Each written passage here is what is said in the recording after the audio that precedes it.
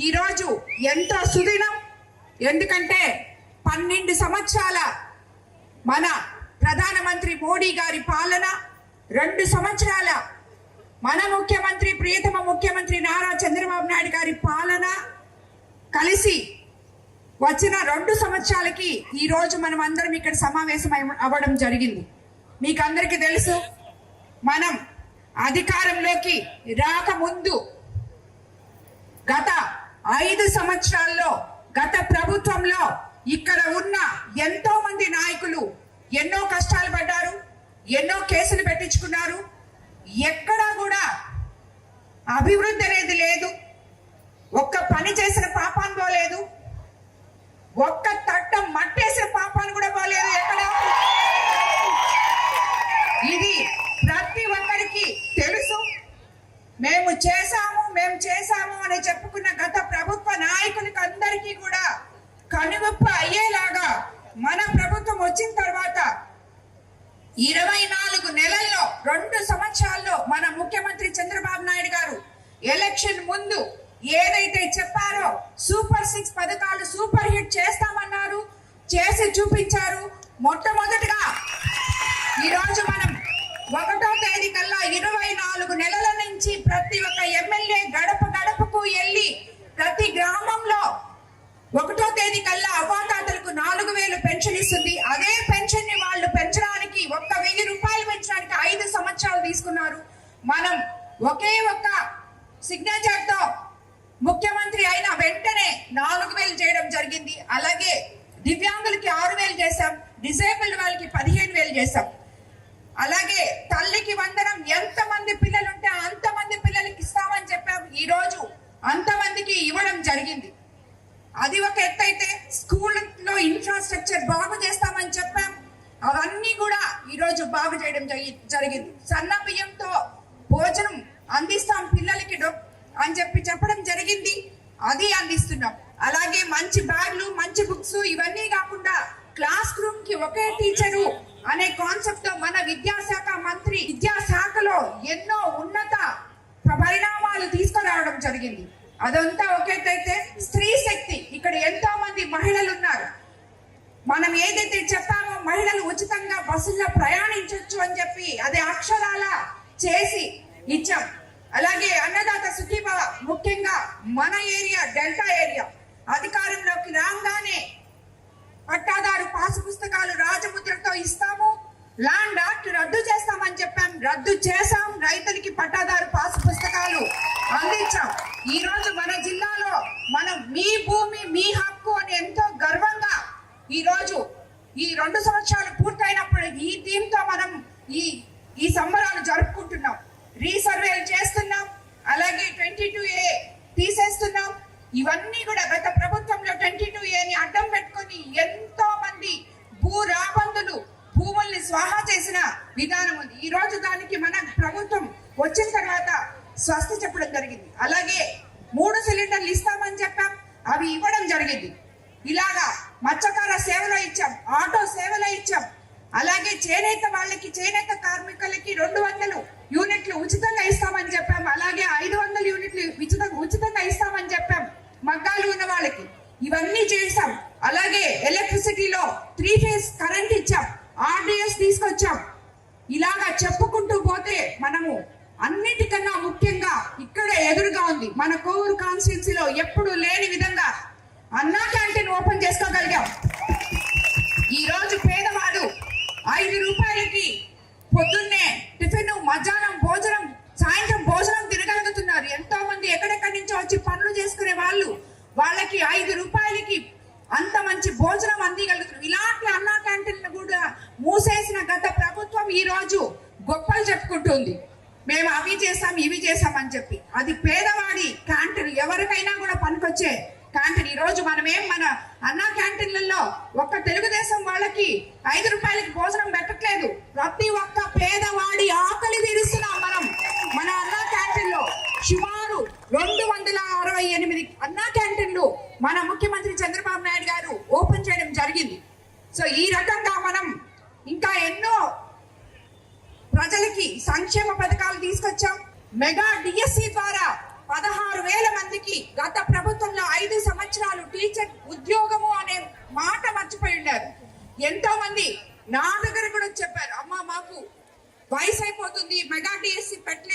మాకు ఉద్యోగాలు లేక ఇప్పుడు కూడా కానీ పెట్టకపోతే మేము ఏమైపోతామో అని బాధపడిన వాళ్ళు ఎంతో మంది ఉన్నారు. ఈ రోజు 16,000 మందికి మనం మెగా డిఎస్సి ఇవ్వడం జరిగింది. అలాగే 6,000 కానిస్టేబుల్ పోస్టులు భర్తీ చేయడం జరిగింది.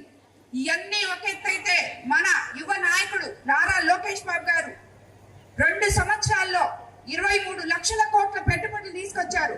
20 లక్షల ఉద్యోగాల గమ్యంతో ముందుకెళ్తున్నారు. ఆల్రెడీ 6 లక్షల ఉద్యోగాలు మనం ఇవ్వడం జరిగింది. ఇవన్నీ ఒక ఎత్తు అయితే మన కోవూరు నియోజకవర్గానికి వస్తే మనం ఈ రోజు 30 సంవత్సరాల నుంచి పక్కన పడిపోయిన కిసాన్ సెస్ లో 15,000 కోట్ల పెట్టుబడులు తీసుకురావడం జరిగింది.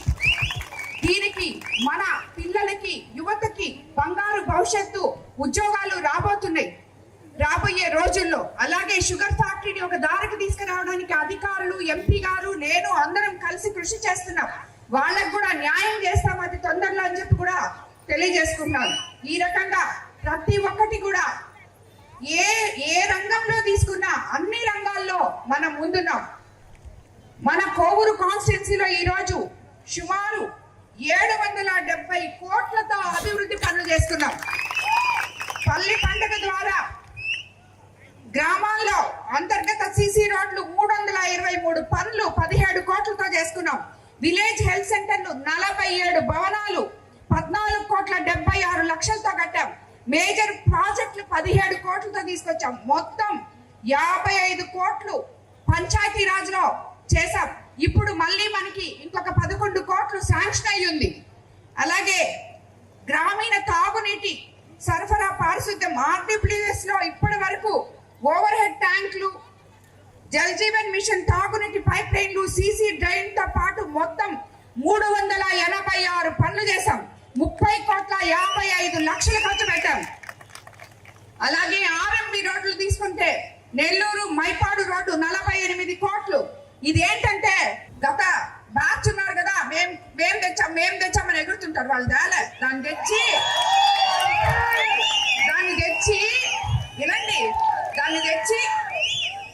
దాన్ని తెచ్చి ఒక టెంకాయ కొట్టి ఆ కాంట్రాక్టర్ దగ్గర కమిషన్ తీసుకొని 8 నెలలు చేయకపోతే ఆ పని క్యాన్సిల్ అయిపోయింది. మొన్న ప్రభుత్వం వచ్చినప్పుడు తిరిగి నేను RMB మినిస్టర్ గారి దగ్గర, సీఎం గారి దగ్గర స్పెషల్ పర్మిషన్ తీసుకొని రిక్వెస్ట్ చేసి 45 కోట్లతో ఈ రోడ్డు మళ్ళీ మొదలు పెట్టాం. అది ఈ నాయకులకి తెలియదు పాపం. వాళ్ళు మేము టెంకాయ కొట్టాం అయిపోయింది అంటున్నారు. అలాగే ముదువర్తి కాజ్వే 22వ సంవత్సరంలో ఒక దగ్గర టెంకాయ కొట్టారు. ముందు కృష్ణాపట్నం పోర్ట్ లో కొట్టారు. 24లో ముదువర్తి పాలెంలో కట్టారు. అంతేగాని ఎలక్షన్ ముందు అంటే అతను ఇది చేయకుండా నేను ఊర్లోకి రాను అని చెప్పాడు. ఓట్ల కోసం ఒక టెంకాయ కొట్టాడు. చేయలే. మనం చేస్తాం దాన్ని. ఈ రోజు మనం చేస్తున్నాం. పనులు చేయడం అంటే చేసి ప్రజలకి అంకితం ఇవ్వడం. టెంకాయలు కొట్టేసి కమిషన్లు తీసుకోగానే పనులు అయిపోవు. అది గుర్తుపెట్టుకోవాలని చెప్పి నేను తెలియజేసుకుంటాను. అట్లాగే RMB రోడ్లో బుచ్చి దగదర్తి రోడ్డు 28 కోట్లు, బుచ్చి ఊటుకూరు రోడ్లు 8 కోట్లు, మొత్తం 28 రోడ్ల అభివృద్ధి పనులకు 149 కోట్లు 12 లక్షలు ఇప్పటి వరకు మనం ఖర్చు పెట్టాం రోడ్లకి. అలాగే ఇరిగేషన్ లో ముదివర్తి పాలెం కాజువే కోసం 93 కోట్లు 32 లక్షలు, దాదాపు 40% పనులు పూర్తయ్యాయి. కాలువలు పూడికి తీత, కట్టల బలోపేతం, ఇతర పనులు మొత్తం 202 కోట్ల 49 లక్షలతో చేశాం. అలాగే విద్యుత్ శాఖలో సుమారు మొత్తం ఇప్పటి వరకు 68 కోట్ల 45 లక్షలు చేశాం. RDSS కింద 112 కోట్లు 70% పనులు పూర్తి. కుడితపాలెంలో సబ్ స్టేషన్ 3 కోట్ల 22 లక్షలు, పంచాయతీల సబ్ స్టేషన్ 3 కోట్ల 75 లక్షలు, PM సూర్యఘర్ యోజన కింద SC ST కి 122 కోట్లు, మొత్తం 268 కోట్లు విద్యుత్ శాఖలో మనం పెట్టడం జరిగింది. అలాగే సమగ్ర శిక్షణ దాంట్లో 13 కోట్లు, డైట్ కాలేజ్ పల్లిపాడులో డైట్ కాలేజ్ తీసుకురావడం జరిగింది. అలాగే దేవాదాయ ధర్మాదాయ శాఖలో 9 కోట్ల 20 లక్షలు ఇవ్వడం జరిగింది. CMRF కింద అన్నిటికన్నా ముఖ్యంగా CMRF కింద 900 మందికి 10 కోట్లు స్మారకాలు అందించడం జరిగింది. అలాగే ఇవన్నీ కాకుండా CSR ఫండ్స్, ఎంపీ లాండ్స్, సొంత విపిఆర్ ఫౌండేషన్ డబ్బులు ఇవన్నీ కూడా ఎన్నో పెట్టున్నాం మన కాన్స్టిట్యూన్సీ మీద. ఈ రోజు ఇవన్నీ చూసుకుంటే అవన్నీ పక్కన పెడితే కేవలం మన గవర్నమెంట్ లోనే కేవలం 24 నెలల్లో కొవ్వూరు నియోజకవర్గంలో 770 కోట్ల 25 లక్షల అభివృద్ధి పనులు మనం చేస్తున్నాం. ఈ రోజు మీకందరికీ నన్ను ఎంతో నమ్మకంతో 6 సార్లు ఎమ్మెల్యేగా ఉన్న ఒక అతని మీద 25 రోజుల్లో టికెట్ తీసుకొని రాజకీయాలకు అడిగిపెట్టిన నన్ను ఒక మహిళని మీరు 55,000 ఓట్ల మెజారిటీతో గెలిపించి ఇక్కడ నుంచి అంతకు ముందున్న వాళ్ళని తరిమి కొట్టడం జరిగింది. ఇక్కడ ఇంతమంది మహిళా మనులు ఉన్నారు. ఈ రోజు వైసీపీ నాయకులు మహిళలకి విలువ లేకుండా ఇష్టం వచ్చినట్టు వాళ్ళ ఆత్మవిశ్వాసం మీద దెబ్బ కొట్టేలాగా మాట్లాడుతున్నారు. నిన్న చూసాం మనం హోంమంత్రి అనిత గారి మీద గుడివాడ అమర్నాథ్ మాజీ మంత్రి గారు ఏం మాట్లాడారో ఆయనకి నేను ఆల్రెడీ కౌంటర్ ఇచ్చాను. ఇలా మాట్లాడడం తగదు. మా నియోజకవర్గంలో కూడా ఒకడున్నాడు ఇట్లాగా మాట్లాడేవాడు. సో మీ రాజకీయ నాయకులు ఏ రోజైతే మహిళకి మీరు మర్యాదిస్తారో ఆ రోజే మీకు రాజకీయాల్లో ఉండే అర్హత ఉంది. లేదంటే మా మహిళలు మిమ్మల్ని తరిమి కొడతారు. ప్రతి కాన్స్టిట్యున్సీలో మహిళా మనులు ఉంటారు అని చెప్పి నేను చెప్పడం జరిగింది. అది నేను చెప్పిన పక్క రోజే ఇక్కడ మన కాన్స్టిట్యున్సీలో ఈ రోజు ఒక పిచ్చోడు మాట్లాడినట్టు మెంటల్ భాష తీసుకొని సోమిరెడ్డి ప్రశాంతమ్మ మీ ఆయన వేమిరెడ్డి ప్రభాకర్ రెడ్డి గారి అభివృద్ధి చేశారు చూడమ్మా అని చెప్పాడు. వాళ్ళకి పిచ్చర్ కావాలా చాదస్తం అనుకోవాలా నాకు అర్థం కాదు. అతనికి మతి భ్రమించి మాట్లాడుతున్నాడు, మతమెక్కి మాట్లాడుతున్నాడు. ఎందుకంటే నేను సోమిరెడ్డి ప్రశాంతి రెడ్డిని వేమిరెడ్డి ప్రశాంతి రెడ్డిని నీకు అనవసరం. నన్ను ఏ రోజైతే ఎలక్షన్ ముందే నేను ప్రజలకి ఎవరో చెప్పని విధంగా నేను చెప్పి ప్రజల మన్ననలు పొందాను. నేను నల్లపరెడ్డి ప్రసన్నని అని చెప్పి నువ్వు చెప్పే ప్రసన్న నిన్ను తరిం కొట్టారు. అది చూసుకో ముందు. ఎవరైతే ఏంది ప్రజలకి సేవ చేయడానికి నేను 2 కుటుంబాలకి గౌరవం తెచ్చిన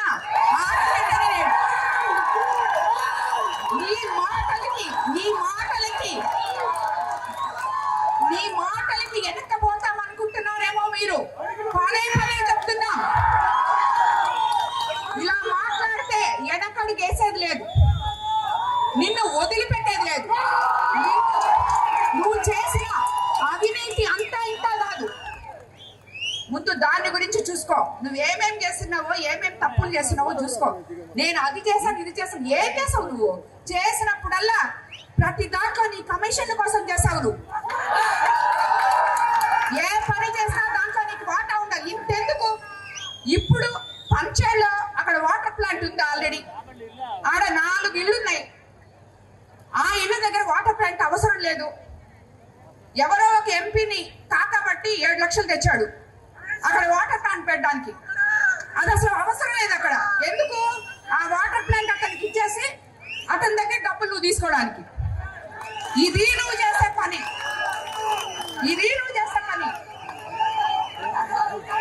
ఈ రోజు నీ దగ్గర ఉన్న ప్రతి నాయకుడు నా దగ్గరకు వచ్చి చెప్తున్నారు, అమ్మా నువ్వు ఎప్పుడు మమ్మల్ని చేర్చుకుంటావు?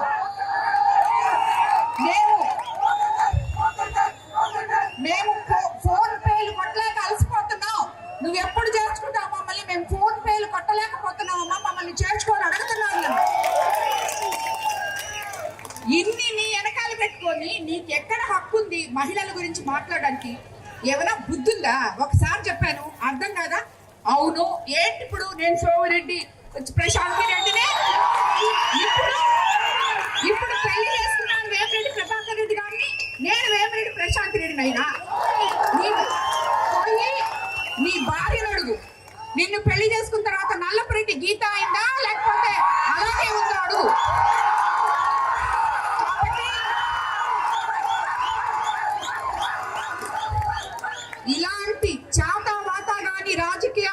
ఇక్కడ చేయొద్దు. నీ చరిత్ర అయిపోయింది. ప్రసన్నానికి ఇప్పుడే చెప్తున్నా, మళ్ళీ నిన్ను ఈ కోవూరు మహిళలు తరిమి తరిమి కొడతారు. నీకుగా ఒక్క ఓటేరు. మేము ఈ 2 సంవత్సరాలు ఈ మాదిర కూటమి నేతలు అందరం కలిసి ఇలా చేసుకుంటున్నామంటే ఆ ప్రజల ఆశీస్సులు మాకున్నాయి కాబట్టి, ఆ మహిళలందరూ నన్ను గెలిపించారు కాబట్టి ఇలాంటి రాజకీయ నాయకుల్ని ప్రతి మహిళ ఎదుర్కోవాల్సిన పని ఉంది. మీరందరూ కూడా మహిళలందరూ జాగ్రత్తగా ఉండండి.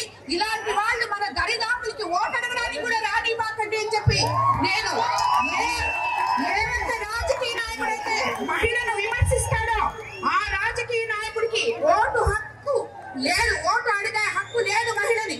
అది గుర్తుపెట్టుకోవాలని చెప్పి నేను తెలియజేసుకుంటాను. మీ దగ్గరికి ఓటు అడగడానికి ఏ మహిళ దగ్గరికి వచ్చినా మీరు తగు సమాధానం చెప్పాలని చెప్పి కూడా ఇక్కడున్న మహిళా సోదరులందరికీ నేను తెలియజేసుకుంటున్నాను. ఈ రోజు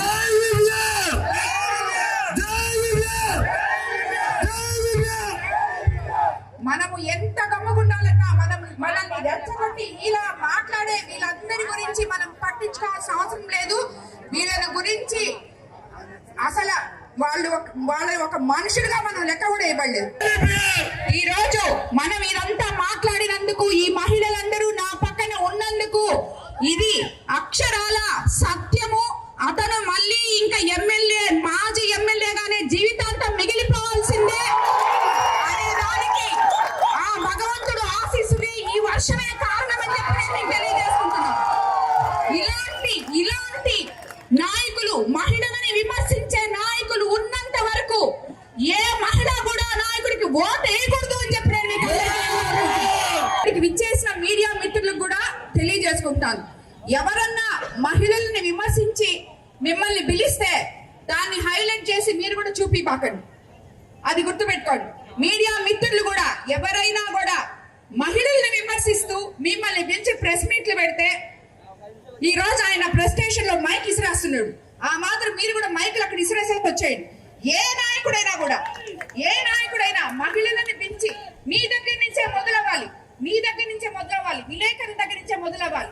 ఏం మాట్లాడతారయ్యా మీరు అని ఒక్క మాట మీలో ఒక విలేకరు అడగండి, దానికి సమాధానం ఉండదు వాళ్ళ దగ్గర. అలాంటి నాయకులు ప్రెస్ మీట్లు అవసరం లేదు, వాటిని హైలైట్ చేసి మీరు దాని గురించి థంబ్నెయిల్స్ పెట్టక్కర్లేదు. అది గుర్తుపెట్టుకోండి.